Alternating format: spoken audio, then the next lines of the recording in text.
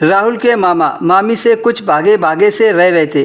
बार बार किसी का फ़ोन आता और वो फ़ोन पर बात करने लगते। शादी हो रही थी, सब कुछ सही चल रहा था। फिर अचानक राहुल की मामी राहुल के सामने आई और वो राहुल से बोली, अरे राहुल, आपने मेरे साथ एक भी फ़ोटो नहीं खिंचवाई, चलो मेरे साथ फ़ोटो खिंचवाओ। फिर राहुल मामी के साथ रूम में गया। वहाँ थोड़ी शांति थी।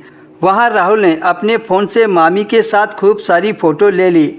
उसकी मामी तो काफ़ी मूड में थी। वो राहुल से खूब चिपक कर फ़ोटो खिंचवा रही थी। फ़ोटो लेते वक्त मामी के पके पपीते राहुल को टच हो रहे थे। कभी गले में हाथ डालकर राहुल के साथ सेल्फी ले रही थी। ऐसे ही धीरे धीरे शादी वाली रात बीत गई। विदाई के बाद सारे मेहमान धीरे धीरे जाने लगे। राहुल सो गया तो वह सीधा दोपहर में उठकर खाना खाने लगा। खाने के बाद वह मामी के रूम की तरफ जाने लगा। राहुल ने देखा कि मामी का लड़का एक तरफ बैठकर खेल रहा था और उसकी मामी बेड पर बैठकर सिसक कर रो रही थी। राहुल जल्दी से मामी के पास गया और अपनी मामी से पूछा, क्या हुआ मामी, आप रो क्यों रही हो?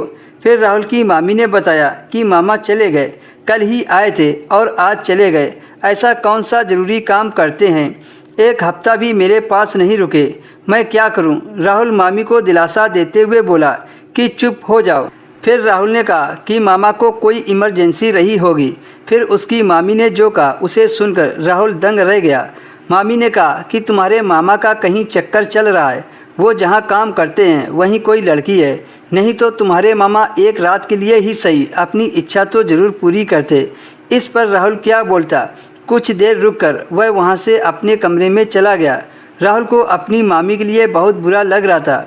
उनके लाइफ में प्यार की कमी थी।